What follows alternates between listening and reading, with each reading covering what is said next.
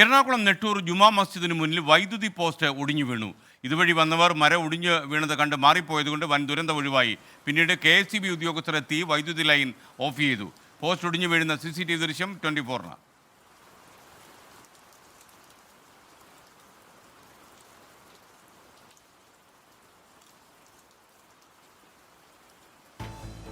വിനീത വിജി കൊച്ചിയിൽ നിന്ന് നമുക്കൊപ്പം ചേരുന്നു.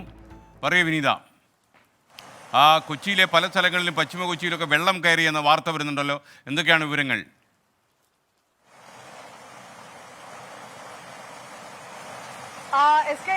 നെട്ടൂർ ജുമാ മസ്ജിദിന് മുന്നിലുള്ള പോസ്റ്റാണ് ഒടിഞ്ഞു വീണത്. കുഞ്ഞുങ്ങളടക്കം ഒരു കുടുംബം അതുവഴി വന്നിട്ടുണ്ടായിരുന്നു. ഇവർ ഈ മരം ഒടിഞ്ഞു വീഴുന്നത് കണ്ട് ആ ഭാഗത്തേക്ക് പ്രവേശിച്ചിരുന്നില്ല. ഇതിനെ തുടർന്നാണ് ഒരു വലിയ ദുരന്തം അത് തലനാരിഴയ്ക്ക് ഒഴിഞ്ഞു പോയത്. പിന്നീട് KSEB ഉദ്യോഗസ്ഥർ എത്തിയാണ് ആ ലൈൻ ഓഫാക്കിയത്. അതിന്റെ CCTV ദൃശ്യങ്ങളടക്കം നമുക്ക് ലഭ്യമായിട്ടുണ്ട്.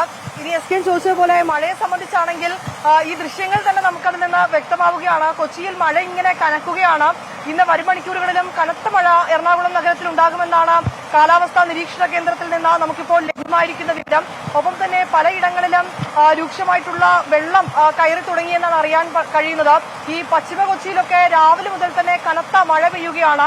ഈ പശ്ചിമ കൊച്ചി മേഖലയിലുള്ള പല വീടുകളിലും കടകളിലേക്കും അടക്കം വെള്ളം കയറിയെന്നാണ് നമുക്കിപ്പോൾ ലഭ്യമായിരിക്കുന്ന വിവരം. ഒപ്പം തന്നെ ഈ മുണ്ടംവേലിയിലെ ചില ഫ്ളാറ്റുകളിൽ, അതായത് പ്രധാനമായും പറയേണ്ടത് ഈ പുനരധിവാസ പദ്ധതിയുടെ ഭാഗമായി P&G കോളനി നിവാസികൾ താമസിച്ചിരുന്ന ഈ P&G കോളനിയിൽ താമസിച്ചിരുന്ന ആളുകളെ ഈ മുണ്ടൻവേലിയിലെ ഫ്ളാറ്റുകളിലേക്ക് മാറ്റിയിരുന്നു. ആ ഫ്ളാറ്റുകളിലേക്ക് അടക്കം ഈ കനത്ത മഴയിൽ വെള്ളം കയറുന്നുണ്ട്, ചോർന്നൊലിക്കുന്നുണ്ടെന്നൊക്കെയാണ് അവിടെ നിന്ന് ഇപ്പോൾ ഉയരുന്നൊരു പരാതി. ഇങ്ങനെ മഴ നഗരത്തിലേക്ക് ഉൾപ്പെടെ നല്ല ശക്തമായി തന്നെ പെയ്യുകയാണ്. SK.